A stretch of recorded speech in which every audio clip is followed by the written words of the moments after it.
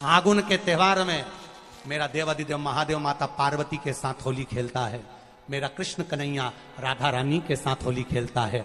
आप भी अपने इष्ट मित्रों के साथ होली खेलिए और दिल से खेलिए। एक बात बहुत ध्यान लगाकर सुनिएगा, एक बेलपत्री और उस बेलपत्री में एक चंदन की बिंदी और एक अक्षत का दाना मात्र रखकर भी अगर शिवालय पर चढ़ा दी जाती है, एक बेलपत्री, एक चंदन का बिंदी और चंदन फिर निवेदन करेंगे। आज के जमाने में तुम लोग सब घिसा घिसाया पड़ा पड़ाया डब्बी का सामान ले लेकर, वो नहीं, चंदन की मुठिया रखो, थोड़ा सा भी घिसो, जरा सा भी घिसो, उसकी एक बिंदी और एक चावल का दाना जब हम भगवान देवाधिदेव महादेव को समर्पित करते हैं, अपनी कामना कर कर समर्पित करते हैं, तो निश्चितता है कर भगवान उसका फल शीघ्र प्रदान कर देते हैं। भले आपने कुछ करा ना करा, उसका फल तुम्हें मिल जाए। शरीर में बहुत बड़ा रोग हो गया, छूटने को तैयार नहीं है, बड़े बड़े इलाज करवा लिए, बहुत दिखा लिया, बहुत सब दूर इलाज करवाया, सब दूर दिखाया, पर मिटने को तैयार नहीं है, तो फिर अबीर का प्रयोग, एक चावल का दाना, एक श्वेत पुष्प और अबीर भगवान शंकर को समर्पित कर धीरे धीरे धीरे धीरे शरीर का रोग अपने आप समाप्त होना प्रारंभ हो जाए। होली में मोटे मोटे डूंड जलाए जाते हैं। डूंडा की राख तैयार होती है, उसका कालापन जो तैयार होता है उसको उठाकर ले आए और कपड़े में उसको छान कर राख तैयार कर कर 3-4 बार छानने के बाद उस भस्म को 12 बजे से 1 बजे के बीच में शिव जी को समर्पित कर देता है और उस भस्म को उठाकर उसमें घी मिलाकर मस्तक पर तिलक लगाकर चले जाता है। वो जिंदगी में कभी हार नहीं सकता, विजय ही पाकर आता है, उसकी कभी हार नहीं हो सकता। 13 तारीख को रात्रि को होली जलेगी, 14 तारीख को खेली जाएगी। 5 मंदिर में हम भी कैसरिया जल चढ़ाने के लिए बाबा को जाते हैं। महादेव की होली सीहोर में मनाते हैं, वो 15 मार्च की रहेगी। सीहोर में महादेव की होली होती है। आप लोग आए हो कभी? जैसे तुम्हारे ब्रज में होली होती है, ऐसे हमारे सीहोर में जिस दिन होली जलती है उसके दूसरे दिन नहीं, होली जल के दूसरे दिन तो द्रोणी होती है, उसके दूसरे मतलब जैसे आज होली जली है तो कल हमारे यहाँ महादेव की होली नहीं होगी, परसों ऐसा होता है। मतलब एक दिन बीच में छूटता है, क्योंकि उस दिन तो लोगों को सबके अपने अपने परिचितों के यहाँ जाना पड़ता है, कहीं कोई गमी में जा रहा है, कोई होली खेलने जा रहा है, कोई कुछ करने जा रहा है, तो उसके अगले दिन हमारे यहाँ महादेव की होली होगी।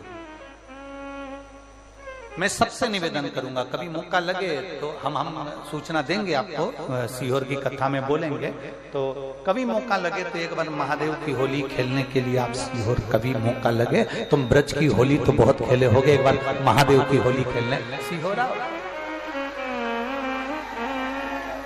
हमारा कुबेरेश्वर बाबा भी होली खेलता है, ऐसा रंग में रंगता है कि वो फिर रंग कभी छूटता ही नहीं। एक ही दिन करते हैं वहां, बस एक तो कभी अपने स्वभाव को नहीं बदलना। हम भी उसमें रहते हैं, पूरी होली में आपके साथ में गुलाल खेलने के हम भी साथ तुम्हारे साथ साथ चलते, क्योंकि हम 5 महादेव के साथ होली खेलने के लिए उस दिन निकलते हैं। 5 महादेव, उस दिन हमारा नियम रहता है 5 महादेव के मंदिर जाना है, उनके साथ रंग खेलकर आना। 5 महादेव के साथ जो रंग खेला वो जिंदगी में पंचम इंद्री हो, चाहे वो कर्म इंद्री हो, चाहे वो ज्ञान इंद्री हो, चाहे वो मन रूपी इंद्री हो, ये सब भगवान के रंग में रंगी रहे, इसलिए हम 5 महादेव के साथ होली खेलने के लिए उस दिन निकलते हैं। कभी आपको मौका लगे तो आप अंदाजा लगाना, जो सीहोर के आसपास के हो या आसपास रहते हो, और छुट्टी मिल जाए तुम्हें होली के समय पर, तो उस समय पर स्मरण करना, जिस दिन होली जलती उस दिन नहीं, उसके दूसरे दिन भी नहीं, उसके तीसरे दिन शिव तत्व। सुबह हम जल्दी उस समय 9 बजे होली खेलने के लिए बाबा के साथ निकल गए। शिव तत्व, अहम से, अहंकार से दूर हो जाओ, दिवाली तुमको थोड़ा सा अभिमान सिखा सकती है, रक्षाबंधन तुमको थोड़ा सा अभिमान सिखा सकती है, मकर संक्रांति तुमको थोड़ा सा अभिमान सिखा सकती है। कई माताएं मकर संक्रांति पर सामान बांटती है, कोई कहेगी मैंने चलनी बांटी, कोई के मैं बाल्टी बांटी, कोई के मैं डब्बा बांटी, मैंने तो ये बांटा, मैंने तो थोड़ा सा अहंकार सिखा सकती है मकर संक्रांति भी। रक्षाबंधन भी तुमको अहंकार सिखा सकती है, मैंने तो देखो चांदी की राखी बांधी, मैंने सोने की राखी बांधी, मेरे बहन ने साड़ी दी, मेरे भाई ने ये दिया, मेरे भाई ने, वो भी अहंकार सिखा सकती है। दीपावली भी अहंकार सिखा सकती है कि मेरे पर्दे इतने के लगाए, सोफा सेट इतने का लिया, बेडशीट इतने के लिए, मैंने घर में रंगोली ऐसी डाली, मैंने गुजिया पपड़िया ऐसा बनाया, वो भी अहंकार सिखा सकती है। सारे त्योहार अभिमान सिखा सकते हैं, केवल एक होली ऐसी होती है जो अहंकार से विहीन सिखा सकती है। मालूम नहीं पड़ता व्यक्ति की शान क्या, सत्ता क्या, शोहरत क्या, कौन हो तुम, वो रंग में डूबे हुए हो। बस शिव तत्व वही कहता है, इस महादेव के रंग में एक बार अगर डूब गए तो फिर तुम उस रंग में रंगने के बाद दूसरा रंग तुम पर चढ़ता नहीं है। निवेदन है, अगर किसी को कलर लगा रहे हो, रंग लगा रहे हो, या किसी को रंग में डुबो रहे हो, या किसी को रंग लगा रहे हो, तो हम जिसको रंग लगा रहे हैं इतना विचार जरूर करना कि इसके साथ जिंदगी में हम कभी अपना रंग बदलेंगे नहीं, इसको और गहरा करते चले। कलर लगाओ, खूब लगाओ, गुलाल लगाओ, खूब लगाओ, पर जिसको रंग लगा रहे हो उसमें एक प्रेम का रंग भी जोड़ो कि हम आखिरी तक ये रंग ना बदले, ये रंग ना बदले। समय बदलता रहेगा, जीवन बदलता रहेगा, पर आज के मनुष्य भी अपना रंग बदल रहे। होली आ रही है, लगी नहीं रिया की होली जैसा है। दिवाली आती है तो लगता ही नहीं कि दिवाली जैसा है, राखी आती तो लगता ही नहीं राखी जैसा है। सारे त्योहार फीके हो गए गुरुजी। हमने कहा त्योहार फीके नहीं हुए, त्योहार का कलर फीका नहीं हुआ, त्योहार का रंग फीका नहीं हुआ है, बस त्योहार वही है, गुलाल वही है, मिठाई वही है, गुजिया पपड़िया वही है, खुरमे चकरी वही है, पपड़िया वही है, गुजिया वही है, इंसान वही है।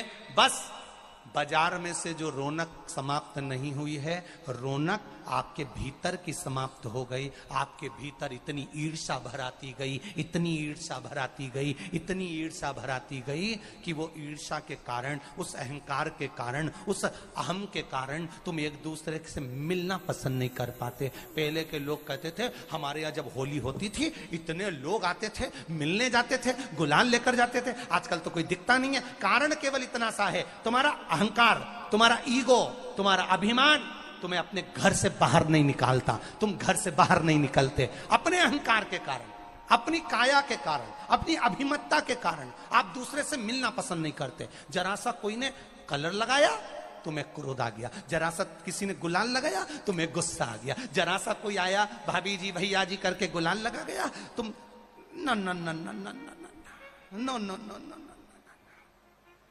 कहां जाओ। इतने वीआईपी हो गए, इतने वीआईपी हो गए, इतने वीआईपी हो गए कि अपने त्योहारों से भी दूर हो गए। मेरा निवेदन है, होली का त्योहार आ रहा है, उस फागुन के त्योहार में मेरा देवाधिदेव महादेव माता पार्वती के साथ होली खेलता है, मेरा कृष्ण कन्हैया राधा रानी के साथ होली खेलता है। आप भी अपने इष्ट मित्रों के साथ होली खेलिए और दिल से खेलिए। अरे सीहोर में, सीहोर जिले में एक होली होती थी। उस होली का नाम हमने पिछली बार बदल दिया था। कौन सी होली कर दी थी? महादेव की होली। पिछली बार हमारे सीहोर जिले में हमेशा होती आई थी वो होली, थोड़ा उसका नाम हमने चेंज कर दिया था तो उसको महादेव की होली कर दिया था। मेरे सीहोर जिले के रहने वाले सभी रहवासियों से, जिले भर के निवासियों से निवेदन करना चाहूंगा,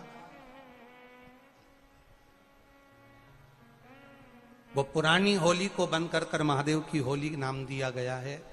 शिव मंदिर में जाना है, चंदन का जल शिव जी को 1 लोटा चढ़ाना।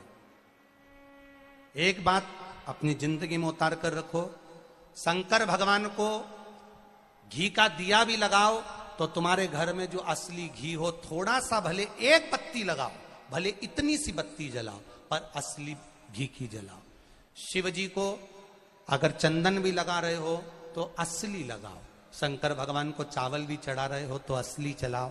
शंकर भगवान को अगर अष्टगंध भी चढ़ा रहे हो तो असली चढ़ाओ। केमिकल का कोई चीज मेरे महादेव को मत चढ़ाओ जिससे भगवान शिव की मूर्ति नष्ट हो। ऐसी कोई चीज मेरे महादेव को ना चढ़ाओ। अगर शंकर भगवान के साथ आप होली खेल रहे हो तो चंदन का पानी शंकर भगवान को चढ़ाइए, अष्टगंध का जल भगवान शिव को चढ़ाइए। तो करो तैयारी, आ रहा है त्रिपुंड धारी महादेव की होली। बड़े आनंद के साथ मेरा निवेदन, अपने शिवालयों में, शंकर जी के मंदिरों में, सीहोर जिले के प्रत्येक शिव मंदिर के अंदर चंदन का जल 1 लोटा अवश्य चढ़ाएं।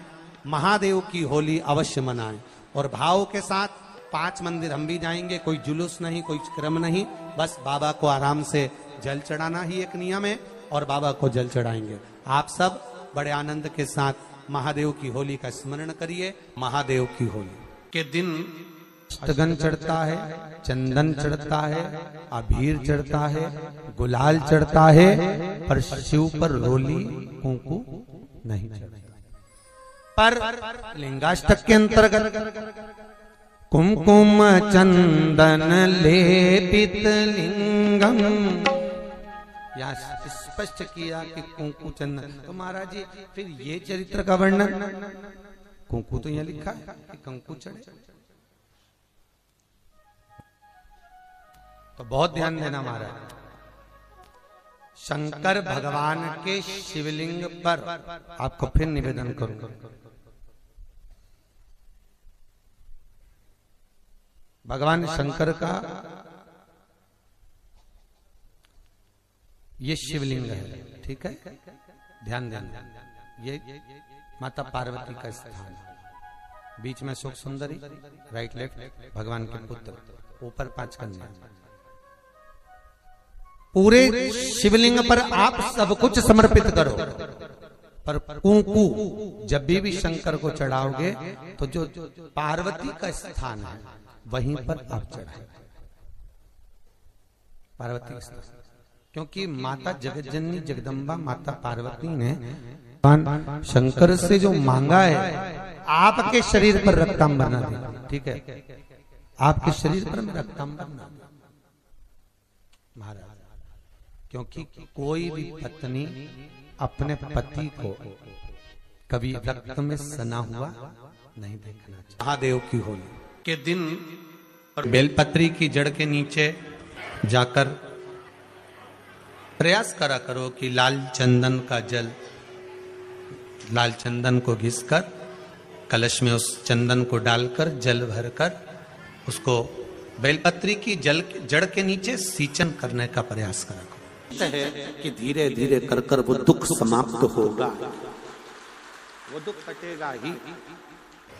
एक बहुत ध्यान देने वाली बात है कि अगर मान लो कि कहीं पैसा अटक गया है, नहीं आ रहा है, बहुत अथक प्रयास कर लिया, चंदन का जो जल होता है ये व्यक्ति के जीवन में जो धन कहीं रुक गया, अटक गया, नहीं दे रहा, बेलपत्री के वृक्ष के नीचे, जड़ के नीचे सींचन करने से वो प्राप्त होता है।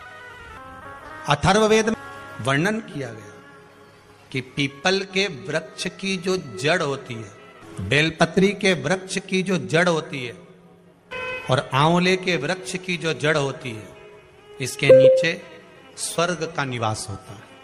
किसका निवास है? स्वर्ग का निवास। जहां पर ये वृक्ष होता है और उस वृक्ष के नीचे बैठकर हम जब किस जल का सींचन कर रहे हैं, जैसे अभी आपको कहा था कि जल में अगर लाल चंदन मिला हो और आप बेलपत्री के जड़ में सींचन कर रहे हैं तो लक्ष्मी की आवक बढ़ेगी। कहीं पैसा अपना अटक गया, नहीं आ रहा, आएगा। पीपल की जड़ में इत्र का जल, पीपल की जो जड़ होती है उसमें इत्र का पानी, थोड़ा सा जल, उसमें थोड़ा सा इत्र का भाग हो महाराज, और आप भगवान पीपल देव, पिपलेश्वर महादेव का स्मरण कर कर पीपल की जड़ में अगर जल चढ़ा रहे हैं और मान लो शरीर में कोई कष्ट हो गया है, शरीर में कोई रोग हो गया है, कोई मालूम पड़े ये हाथ 4 दिन से दुख रहा है या 4 दिन से ये नस दब गई है या ये कमर दब रही है, तो आप 2-4 दिन कर देखो। कलश के अंदर जल, जल में इत्र का थोड़ा सा भाग, पीपल की जड़ के नीचे आप उसका सिंचन करिए पिपलेश्वर महादेव के नाम से। उस जल को थोड़ा सा भाग लेकर आ जाओ उसी में से जो चढ़ाया है, और उस स्थान पर जहां कष्ट है उसको लगाना प्रारंभ करिए। 2 दिन 3 दिन कर देखो। प्रैक्टिकल करने में क्या जाता है, सीवर वाला महाराज झूठ बोल रहा हो तो। कभी कभी अगर ऐसा लगे जीवन में कि दुख बहुत ज्यादा आ गया है, बहुत तकलीफ आ गई है, तो लाल चंदन को घिसकर उस लाल चंदन का लेपन भगवान शंकर पर कर फिर पानी चढ़ाओ। अगर कोई संकट भारी है और निकट रहा,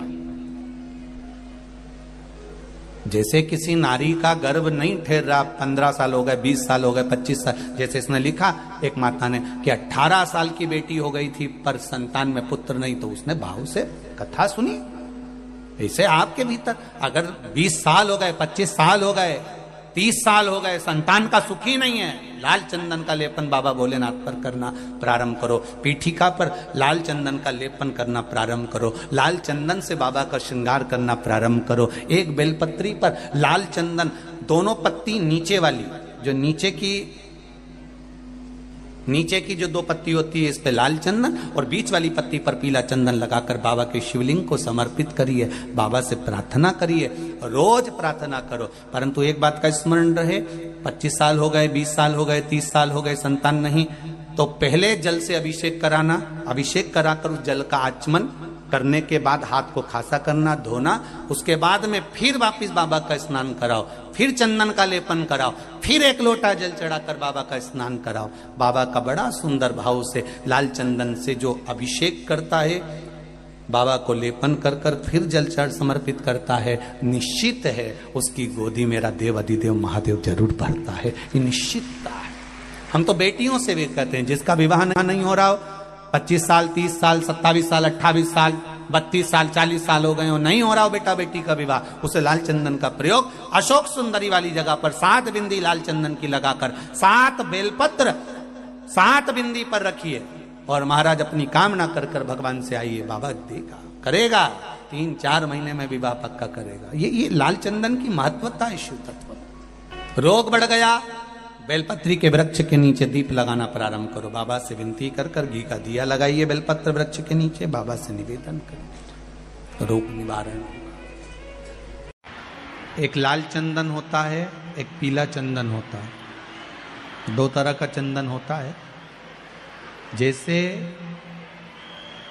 अगर हफ्ते में 1 बार, कितने समय में, जम के बोलो जरा, हफ्ते में 1 बार प्रयास करा करो कि लाल चंदन का पानी हम शिव जी को समर्पित करें।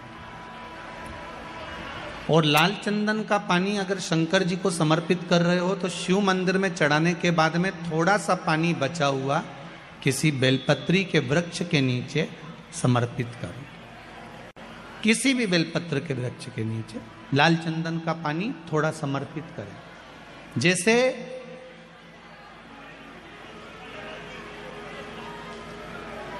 अगर बच्चों का विवाह नहीं होता है, शादी नहीं होती है, तो अपन लोग क्या करते हैं कि भाई एक बेलपत्री का जो पत्ता होता है, उस पत्ते के बीच वाली जो पत्ती होती है, उस पत्ती पर अपन केसर को घिसकर, केसर को घोलकर उस पत्ती पर अपन केसर का तिलक लगा देते हैं। और केसर का तिलक लगाकर जिसका विवाह नहीं होता, उसकी ये बीच वाली उंगली पर ये बीच वाली पत्ती को अंगूठे से टच कर उसको रख देते। उसका नाम और गोत्र बोलकर उस पत्ती को शंकर भगवान पर किसी भी प्रदोष के दिन शिव जी को समर्पित कर देते। बस इतना याद रखें कि इस पत्ती का जो मुख है वो जलाधारी की ओर होना चाहिए। जब हम चढ़ाएं उस समय पर केसर का तिलक लगाकर अंगूठे से उसको टच कर नाम गोत्र बोलकर, जिसका विवाह नहीं हो रहा है, शादी नहीं हो रही है, शिव जी को उसे चढ़ा दो किसी भी प्रदोष के। और किसी भी शिव मंदिर में आप उसको समर्पित कर सकते। किसी भी प्रदोष को किसी भी शिव मंदिर में आप समर्पित कर दीजिए। बाबा से निवेदन करिएगा, बाबा स्वीकार करेगा, और विश्वास है कि 3 महीने में बाबा उसका विवाह पक्का कर ही देगा। ये पक्का है। शिव स्मरण करना। भगवान देवाधिदेव महादेव की कथा कह रही है, शंकर का चरित्र कह रहा है, मेरे शिव का अनुमोदन कर रहा है कि शिव महापुराण विश्वास को जागृत करती है।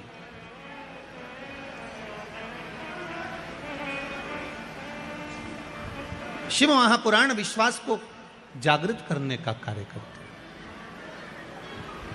और जब